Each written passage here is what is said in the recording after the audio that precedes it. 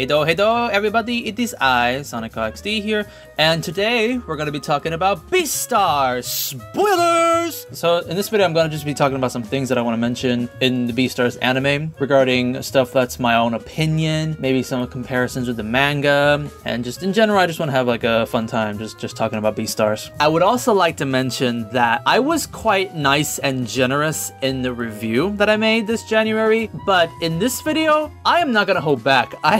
I'm gonna be pretty vulgar with my opinions in this video, so just you know, just prepare yourself, because I'm not gonna be really that nice to this anime. I love this anime. This is why I'm gonna be complaining about it. So just FYI. I will also not be mentioning the English dub. I know it got leaked, but I kind of want to wait for it to be on Netflix before I give my opinion on it, because by the time I'm recording this, I haven't seen the English dub. Since the Beastars anime has come out on Netflix, I've decided to celebrate and make a spoiler video. Alright, with that being said, let's just jump right into episode 1. Episode 1.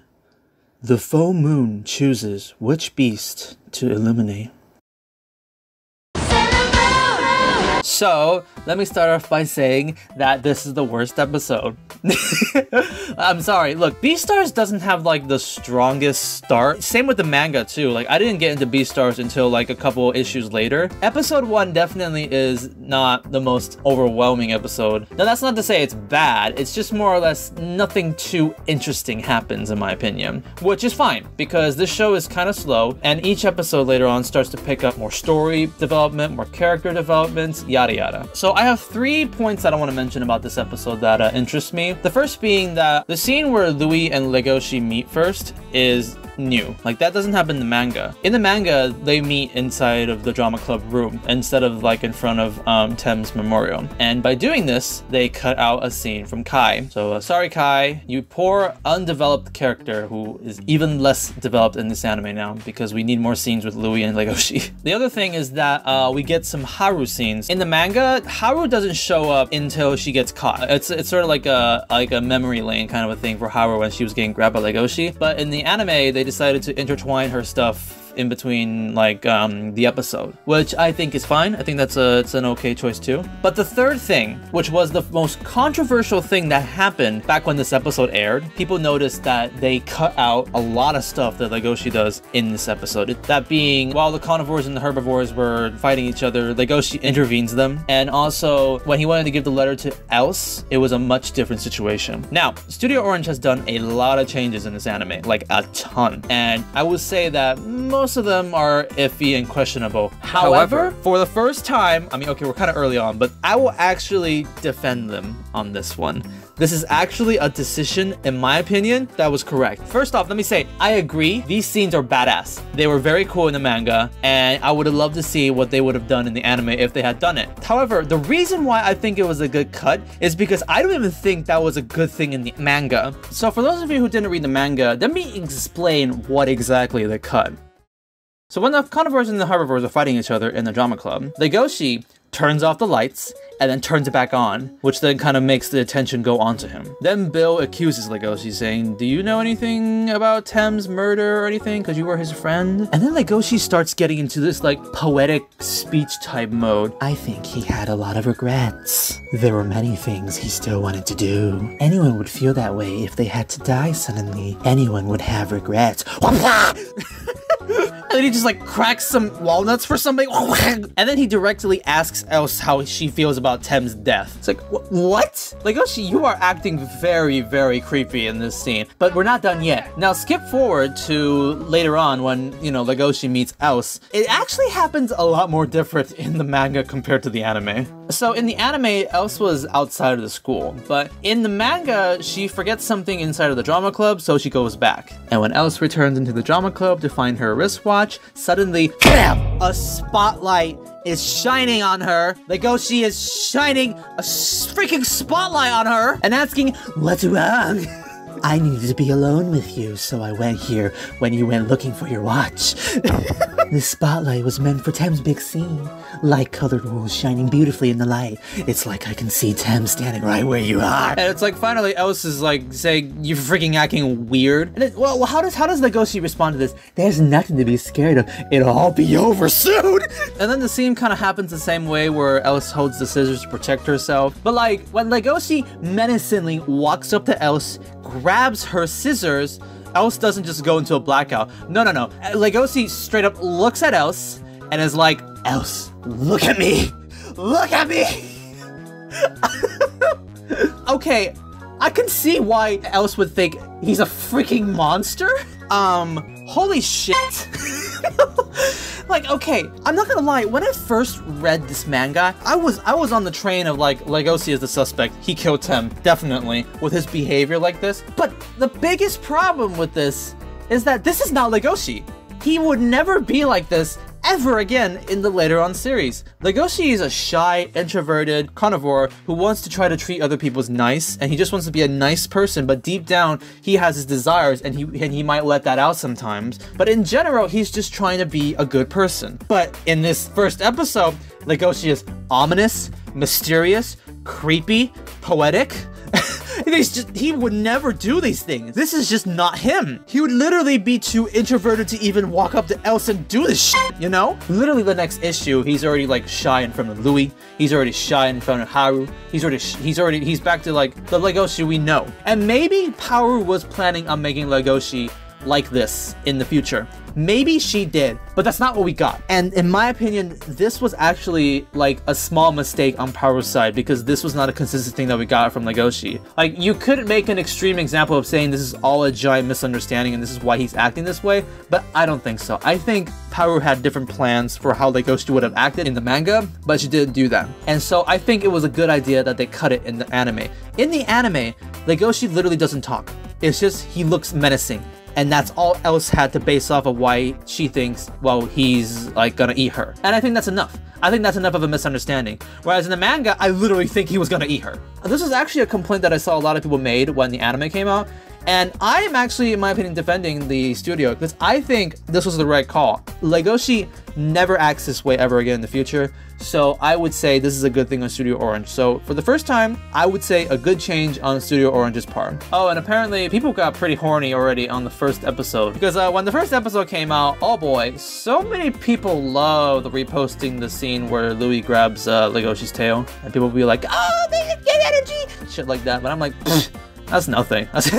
Like, come on, guys. Shit gets way more intense later on, and you guys make this a big deal? Like, come on. This is really nothing. But I will say, that did get me thinking that I want to start making like a horny tier list. Tier list for the best horny scenes in Beastars. And in my opinion, this is kind of weak, so we're gonna put this on a D tier.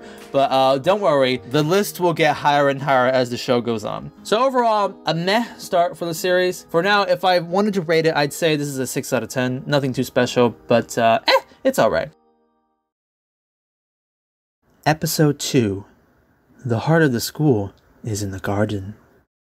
Wait, but I thought it was in the furnace. So this is the first time we get to see Wildside in action. And I've pretty much given my opinion about Wildside in my review video. However, there is one thing that I would like to add. And it's a bit of, I don't know if this is kind of like a controversial opinion, but well, here it goes. I think Wildside is the worst song from Ali. How dare you! Now that might sound bad, but here's the thing. I like Wildside. It's a good song. It's just that Ali's other songs are legendary. Like, wow, this band actually has amazing jazz music, and I highly recommend you guys to go check out some of the other music, like Vim or Jungle Love. I think these are awesome. And yes, Wildside is great, but please do yourself a favor and go check out Ali's other songs. They are legendary. So right off the bat, I would like to say episode 2 is much better than episode 1. And one of the big strong points, in my opinion, is that the CGI is used a lot better in this episode. When the trailers came out for Beastars, many people had their doubts about the usage of CGI,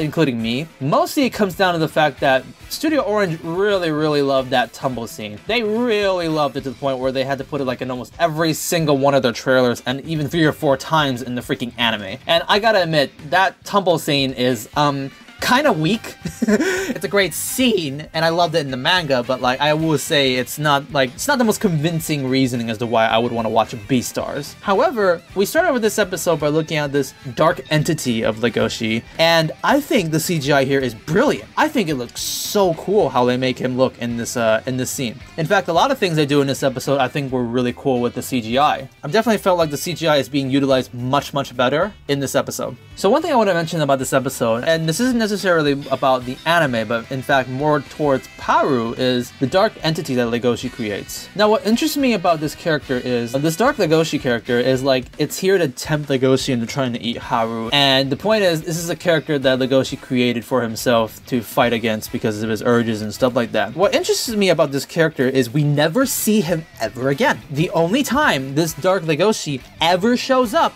is in this episode. This dark Legoshi character literally never shows up ever again, which kind of interests me because the point of creating this character is to have this conflict within himself, then why not continue it? My theory is that the other characters in the series kind of will play the same point that this dark Legoshi character will play. Like Louis will question Legoshi, Bill will question Legoshi, Goheen will question Legoshi later on. So in my opinion, these characters kind of play the role that dark Legoshi would have played in my opinion, which is why Power was like, I don't really need this character anymore. And that's why we only see this dark entity that Legoshi creates in this one scene. Now, I think the anime does something kind of interesting here, which is the dark entity enters into Legoshi and then he has red eyes. And later on, whenever Legoshi goes into like this berserk mode, he will have red eyes. So maybe that implies that this dark entity like has entered Legoshi and he has lost control. That's something that the anime actually shows a little more, which I think is kind of interesting because in the manga, it's just he loses control. But in the anime, it might imply that he loses control because this dark entity has entered him. So I think that's a little interesting tidbit there. So after this scene, we finally get to see Jack-chan, woo, and Room 701. But they're just side characters, so they're just kind of just pushed aside. Other interesting things I could think about this episode was when I, for the life of me, still can't really see how Louis hurt his shin. I mean, just look at this scene. It looks like he fell on top of the goat. Like, so how did he get hurt with his shin and stuff like that? Also, I'd like to mention that the bruises on his shin doesn't look like bruises. It looks like poison. And one thing I really liked about this episode is also the squishy animations that we get to see in this episode, because I thought those are pretty funny when they happen. Overall, not too much happens, but I do think it's a little better than the first episode, and I appreciate the CGI a lot more in this episode. So I will give this one a 7 out of 10. Episode 3. When a male wolf was born. So is that implying that Legoshi like pops his cherry or something? Actually, funny enough, he does! Oh wait, hold on, that's the wrong source material. This is, in my opinion, the horniest episode out of the series. I didn't expect to be using that word, but nor did I expect it to be this horny. First thing that happens, Legoshi is about to get a fucking BJ. Haru thinks Legoshi wants to get some sucky suck, so she starts to get a groove onto Legoshi. So sadly, on my horny tier list, I'm gonna have to give this a little bit of a lower one. Like, yes, you get the pants off, we see the fluff. However, it's short, and holy shit, the room is dark. So, it's got potential, but we're gonna put it on a C tier for now. I can't believe I'm making this fucking tier list. So then after this scene, we get a scene with Legoshi and Kibi, and why did he push him towards a wall? So this scene was so out of place in my opinion that was just like, why did you do that? This look right here makes it look like something else. And keep in mind, this is actually not in the manga too. This is just something that happened in the anime. I don't get why if you want to say something important to Legoshi, you gotta freaking push him to a wall. I'm not too sure what to call this, so but I'll just put it in D tier for now. And then a couple of scenes later, we get that creme brulee, that Louis and Legoshi scene that nobody could shut up about for the past 2 to 3 weeks when it came out, including me. I was expecting some sexual tension in this scene, but like, holy shit! Like, what is this scene? This scene is just... Okay, you know what? Let's break it down. So the scene starts with Legoshi walking into the room, seeing Louis on the ground, and then he starts talking to Louis. So this is where things start to get a little interesting in my opinion. Legoshi starts talking with his hands, and in the scene, it's supposed to imply that he thinks that Legoshi has good like acting skills, and his hand movements are very majestic. However, I don't know, the way how they animate this scene, it really makes it look like Louis is like hardcore checking him out. It's like, look at those sexy hands. And then he stands up and starts walking towards Legoshi menacingly. And then he pushes him towards the wall and then shoves his fucking hands into Legoshi. And then he tells him to bite him. Congratulations, you have created the most horniest scene in this whole entire anime. Like, great job. Fantastic. Okay, I'm gonna be real. I never really felt like this when I was reading the manga. Like, the scene was portrayed kind of like creepy and unsettling. But in this, I'm sorry, it feels so sexual. Like, I don't know if this is what they were trying to go with. Like, okay, and even the music, even Louis' like theme, like the saxophone, it makes the scene feel so sexual. And I don't know if that's what they were trying to intend. I don't think so. Maybe I could say they were trying to go for something a little more quirky, more funny. One thing that I do find kind of funny is I heard the voice actors had to like perform when they were voicing in this anime. So like, did Yuki shove his hands into like Kobayashi's mouth when they were voicing this?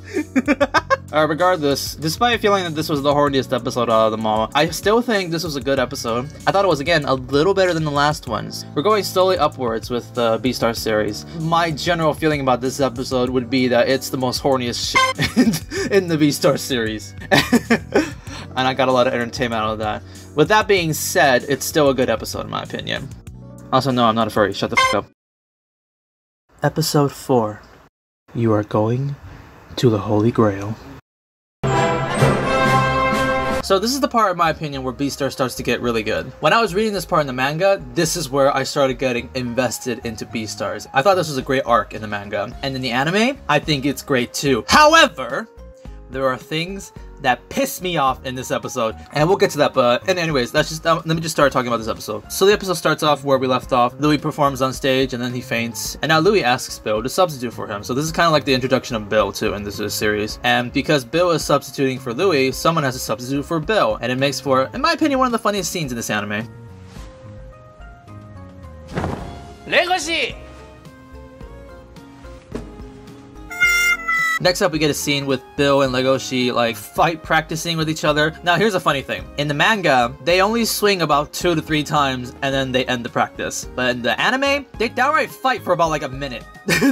they like swing around and do like cool choreographed sword fighting for about like a minute in the anime. To me, when I was watching this scene, it felt like Studio Orange is like saying, guys, we know that we're famous for our fight scenes, especially in our last anime. So like here, have this really cool choreographed fight scene, and don't worry, stick around. In just a couple more episodes, you'll get this really epic fight scene, and also the next season we'll probably get a lot more cooler fight scenes. Just stick around, please. Don't leave. Okay, we know it's slow, but we're gonna throw in this 1 minute really cool action scene just for you guys. Okay. Now I'm gonna skip a little more ahead and talk about the bathroom scene. So Legoshi kind of sniffs out that Bill has something suspicious on him, and then he goes into the bathroom to confront him about this. In the anime, when he shows the blood and when Legoshi like freaks out, he straight up tells Legoshi, you have no reason to like freak out in front of me. You're like a carnivore and you stupid. And then he pushes him aside and leaves. Which I thought it was a little too bad, because in the manga he straight up just tells Bill saying, "Thank you, Bill. I wasn't looking forward to going on stage, but now you've given me a reason and I'm gonna go up there and kick your ass." He literally says that. And I thought it was super badass, which I thought was a little too bad they cut that out, but regardless, everything else is just kind of the same. So the performance scene, in my opinion, was good. It was really entertaining, but I do want to mention a couple of things. First off, Legoshi like runs up and then punches him across the stage, right, in the anime. In the manga, he bitch slaps Bill across the whole entire stage. Damn, that is actually quite badass. And then in the manga, when he gets onto the ground to punch Bill, he only punches him about like 2 to 3 times before Bill stops him. But in the anime, he just straight up like Ororas him like for a very, very long time. Like, I counted like, what, 23 punches or something like that? Like the 7-page Muda Muda going on. I thought Bill was gonna fucking die at that scene. Holy shit. I have no idea why they made Legoshi punch him so many times. There was also this kind of cool silhouette that was in the manga when Louis shows up as if he were the incarnation of Out of the Reaper and he scares Bill off the stage. That was kind of interesting. They cut that out in the anime, but I just thought I should mention it. One more thing I want to add about Louis is right before the moment where Bill is gonna strike Legoshi, you get to see about a second of like this blurry Louis like behind Bill, and now looking at it, it's kind of unsettling in a way.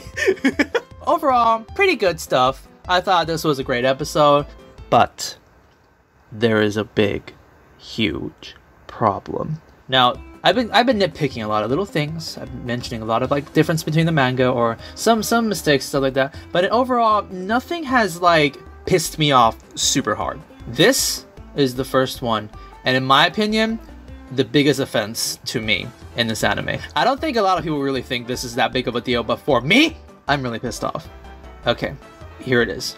So in the anime, when Legoshi shows up on stage, he wears this like very cool, I don't know, Yakuza costume on the stage because he has to be like the villain of the scene. Okay, for some people, this is cool. Like, this is a really awesome costume that Legoshi wears. It's really badass. To me, it looks cool, yeah, but you want to know what looks better? The fucking original design from the manga! Holy shit. Why did they change this? Why? I'm being honest. Why the hell did they change the original design from the manga in the anime? Now, let me break this down. Let me slowly break this down. First off, no. I'm not saying that I prefer the manga version is because he's more sexy or some shit like that. That's not my biggest point. It's one of my points, but it's not my biggest point, okay? Legoshi, like, straight up looks better and more badass in the manga's design. He's shirtless. He's wearing, like, stripes all over his clothes. He's showing one patch eye. His freaking dagger design looks cooler. In general, the whole entire design looks much better. And, in my opinion, suits much more metaphorically of what this scene is trying to represent. Legoshi is quite naked in this scene because he's only wearing pants and like a cape and stuff like that. He eventually takes off the cape. And to me, that represents of him showing his wild side. He's not holding back anymore. He's gonna go feral. He's gonna turn into a wild animal in this scene. And I think this really emphasizes it because he's not wearing a lot of clothes. I think that helps out a ton. Whereas in the anime, like, he's wearing like a white t-shirt and like long pants. He looks like a fucking prisoner! In the manga, there's a scene that right after Bill defeats Legoshi, he puts him on the ground and then he starts taking off his bandages. Legoshi is wearing like this like villainous costume because he feels like he has to rebel against Bill. Like, he has to be like this persona, this superhero. Like, he wants to take down Bill because he believes he's right. But Bill taking off his bandages, rendering him almost naked, is like saying, stop hiding behind this. Stop lying to yourself, because deep down, you're a carnivore, and you do want to eat meat, and there's nothing wrong with that. So stop hiding behind these bandages. And I feel like when he takes them off, that really has that, like, symbolism. Oh wait, what's that? That's too fucking naked? Leave the whole entire accessory on. That's right, we can't let him be fucking butt-ass naked on the fucking stage. No, no, no. Leave his shirt on, leave his long pants on, leave his freaking bandages on. It works out much better. Ugh. And last but not least, there is one thing that, in my opinion, that's kind of like funny and screws this up. So Bill scratches Legoshi in the back, right? This is a very, very monumental moment because, like, his whole entire back is like scratched up, and that's a really big deal. You know, you want to know something? I feel like it'd be a lot easier if you scratch someone's back if they're shirtless! And also, this isn't a complaint mostly about, like, the costume, but I would like to say that, Bill, your scratch is fucking pathetic. Like, you're only scratching, like, a tad bit on the top of Legoshi's back. Like, holy shit, that's not gonna leave much, you know? Because from what I recall in the manga, he does a huge scratch on like double hand scratch on the back of like Legoshi. And they really reduced that in the anime. That would make his scratch mark like not that great in my opinion. But don't worry, I'm sure they're not gonna show Legoshi shirtless anyway, so it's not like we're gonna see the marks. I'm pissed. Yeah, I am really pissed. The biggest reason that I even came up with this rant is because I was looking really forward to this costume. Legoshi has a lot of different costumes throughout the whole entire series, and this was one of my most looked for costume. And somebody changed it for no reason. Like, I kept thinking, why? Why did they change it? I honestly at first thought this was some sort of like sexual thing, which is stupid, and also we can debunk that immediately because like literally in the next episode he's shirtless, and literally later on in the series he'll be shirtless again. I genuinely believe someone in Studio Orange thought, you know what, I like this redesign more than the original. It makes him look more better? Like, someone legit thought he looked better like this compared to the manga. And that pisses me off. That actually honestly pisses me off how someone could think about that. And you want to know one more thing that really pisses me off about this situation? Is I believe originally they were gonna use the manga's design. And I have proof. This was on their Twitter page a couple months before the anime came out, I believe. So they were like promoting some like items that they were gonna sell. As we can see here on this mug design, he has the manga's costume!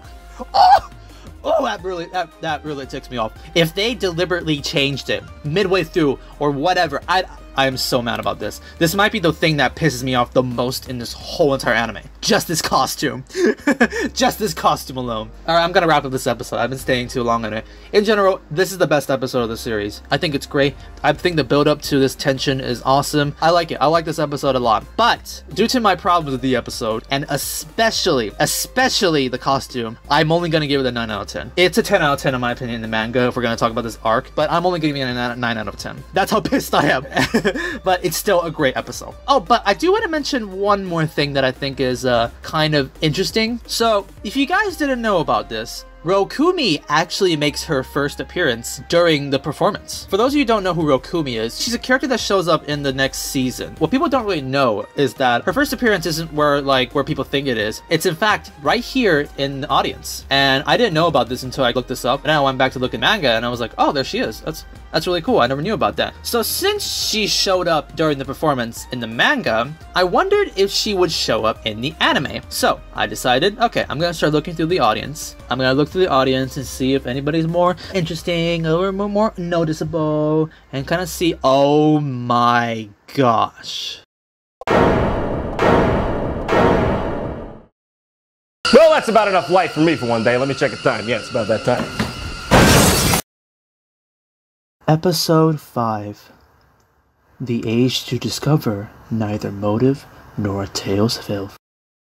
What? This episode basically focused on the aftermath of what happens in the last episode, and I quite like this episode, mainly for two reasons. Number one, we actually get scenes with Jack! Oh my gosh, it's like they fucking remember this character. Scenes with Jack in this series is always fun and happy and joyful. Also, this one scene where we see Jack do the little dance is adorable, and for some reason, it's my second most viewed shit post on Twitter, just posting this. I guess a lot of people also like Jack too. One extra tip I'd like to add is that this was not in the manga, and this was something that Studio Orange added themselves. So props to you guys, Studio Orange, for adding this adorable scene into the anime. Oh, and also congrats to Mr. Ben Dixon himself for getting the part of Jack. Honestly, I'm not shocked they're involved in this somehow, and I'm honestly glad.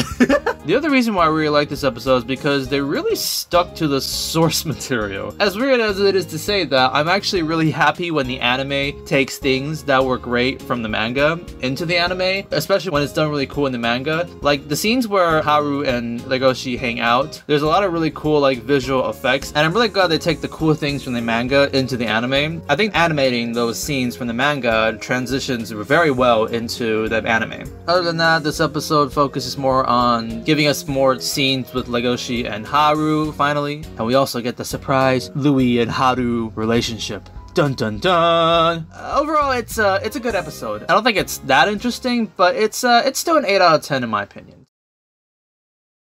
Episode 6. The thing that pierced my vision. Was it a dream or reality? Well, if you're blind, then it's reality, and if you're not, then it's a dream. Episode 6 is our introduction to the city. We also get introduced to Juno, but we don't care about that. And Jack gets the pet pet! Alright, so basically the episode starts off with the carnivores going into the big city of the animal kingdom. Wow, I'm looking very forward to this. It's looking very exciting. It's such an amazing place with different species and all sorts of things. It's just like the beginning of Zootopia. I'm looking so forward to this place. It's quite empty. But who cares? We're in the big city now. This place was crowded and very magical in the manga, and I can't wait to see more about this city. And why is there no music? No, seriously, there is no music in this whole entire scene. It's just city ambient noises. Why? Like when you're introduced to a new location, especially a place that we've never even heard in this series before, an interesting and big and broad and different kind of a space, I would assume we'd get like some soundtrack related to that, but no, it's just city ambient noises. And it's kind of weird. Not necessarily a criticism, but definitely something worth pointing out. I actually have a theory as to why they don't have any music here, but I will get back to that later. But for now, let's just continue on with the episode. So later, the group go to a discount McDonald's, and what's that? The bully actually has character development? Wow, that is so cool. Hopefully, this isn't the last time we get actual character development with this character, or else he's just gonna turn into a one-dimensional bully asshole. Also, a fun fact, apparently having stripes is a preference in this world. As someone point out something kind of funny and say that this is why Bill clawed the scars onto Legoshi so he can have nice stripes. So in the next scene, our group wander around and kind of get lost in the city. And then they meet this nice old man and they want to ask him for directions. But then the horrifying thing happens.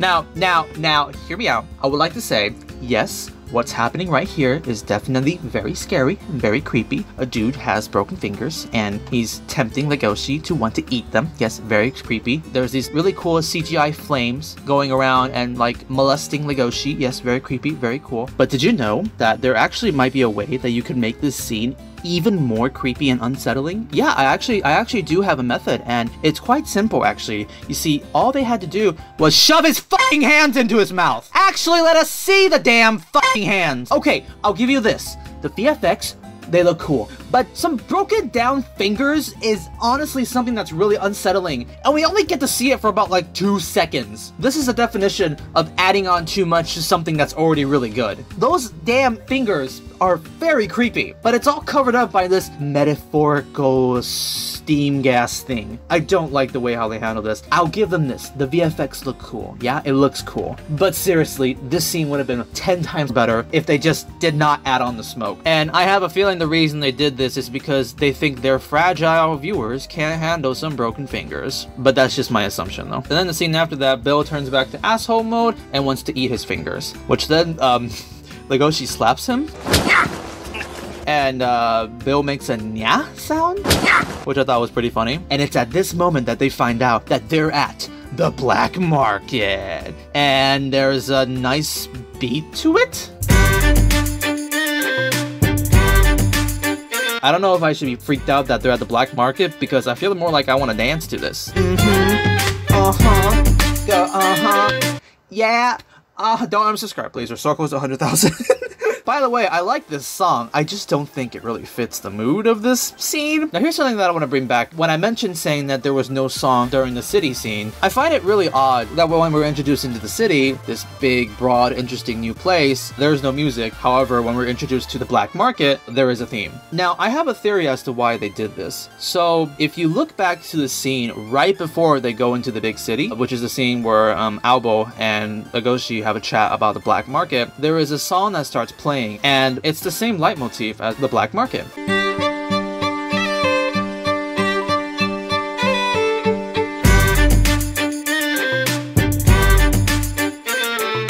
So my theory is, this song was supposed to be used during the city scene, and it was supposed to come off as like the contrast between the black market. In the city, it's hopeful, it's nice, it's beautiful, and in the black market, it's more scary, more ominous, but the song makes it sound more edgy and kind of makes you want to dance. But you get the point. The point is, I feel like the themes of both of these scenes were supposed to contrast with each other. However, someone in the higher-ups must have thought that the song that's being played for the city theme sounded too adventurous. Maybe even kind of like an isekai kind of a theme, and they thought it didn't fit. So instead of changing it, they just decided to just not use the song for the city and move that song a little forward because they don't want to scrap it entirely. So we don't get that contrast kind of a theme going on, despite both of these scenes having the same leitmotif, even though they don't really have any correlation to each other, other than the fact that Aobo is talking about the black market. That is just a theory that I came up, by the way. It's not evidence or anything like that, but I think it's kind of interesting, and again, something that's worth pointing out. So later on, Legoshi is absolutely shattered because everyone in his group wants to eat the damn hand. So he's pissed, and he runs into the black market. And then later on, he faints, and this is where we get the introduction to Goheen! And this is also the introduction to Bondage!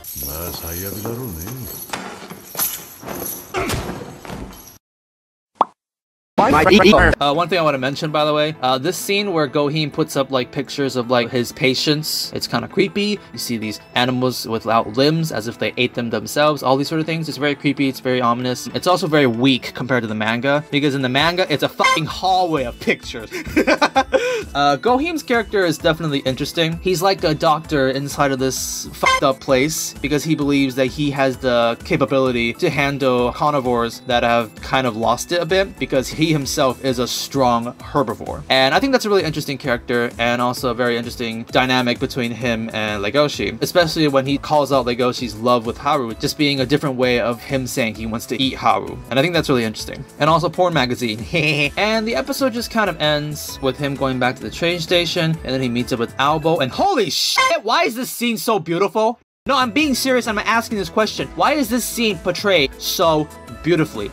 Look at the damn background. Look at the damn, like, reflections. And just look at the way how these two are, like, talking to each other. I'm literally crying for how touching and beautiful it looks. But why? No, I'm being serious, because this scene is not supposed to be that great. And, okay, what I mean to say is, it's like, you have other scenes in this show that are, like, very, very important, but, like, it's not as beautiful as how this scene is portrayed. Like, okay, this is still a good scene, by the way, which is, like, when Legoshi is trying to doubt himself and his own morals, one person actually believes in him, and he didn't eat the hand that he said he was gonna eat, and that makes Legoshi cry. And that's a good scene, but the way how the anime makes it, this isn't just a good scene, this is like ship-worthy scene. I can already see the Legoshi x Albo ship. Does that exist?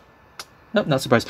Which is funny because Albo literally doesn't even have that big of a character later on. But this scene makes it like this is a very, very important monumental scene. Which, again, great animation. I appreciate what they do here. It looks fantastic. But like, is it weird that I say this scene is too beautiful? And that's in my opinion how I feel about this whole entire episode. There's just a lot of questionable choices that I don't really understand why it's being done. It's not even a negative way. It's just a big why kind of a way. Regardless, I think this is still a good episode. We get to explore more of the world of Beastars. We are adding a new character, Gohim, into the pile of people who are poking holes into Legoshi's belief. And just in general, it's a good episode, and I liked it. And I'm giving it 8 out of 10. So those are the first 6 episodes of Beastars, and overall, I have to say, I'm genuinely impressed. I was actually expecting a very average, mildly okay anime that's gonna be very, very liked by a bunch of furries. But what happened was, this is actually a good anime. People are actually liking the story, the characters, and just the worldview of this whole entire anime. And I'm seeing actually a lot of like other anime channels like highly praising this anime, and I'm really glad about that. I'm really glad that Studio Orange did a great job for this adaptation. However, we are only halfway through the episodes, and I'll give more of my final thoughts in my next video when I make that. Which, by the way, I would like to mention, I did not give a single episode in here a 10 out of 10 yet. There was one that was close, but we didn't get there. And spoilers alert, the next couple of episodes get really epic and awesome, and I would definitely be giving a 10 out of 10 to maybe a couple. Alright, thank you all so much for watching. Hopefully this video will be out before March 13th, which is when the Beastars goes on Netflix, because I want to get this video out so that when the Beastars hype happens. And I'll try my best to get part 2 out as fast as possible. And I will also hopefully be able to watch the English dub, because I feel like there's going to be some interesting things that happen there that's worth talking about. And I would also like to apologize to my Mortal Kombat fans, because I know you guys are really anticipating for my Chronica video, but I have to delay it because that video is gonna be humongous. I'm glad to say that I'm done with the script, so all I need to do is just voice act and edit and all that kind of stuff. Hopefully you guys can stick around for my Chronica video, because that thing is gonna be epic. With that being said, thank you all so much for watching, and I'll see you guys in part 2. Bye bye!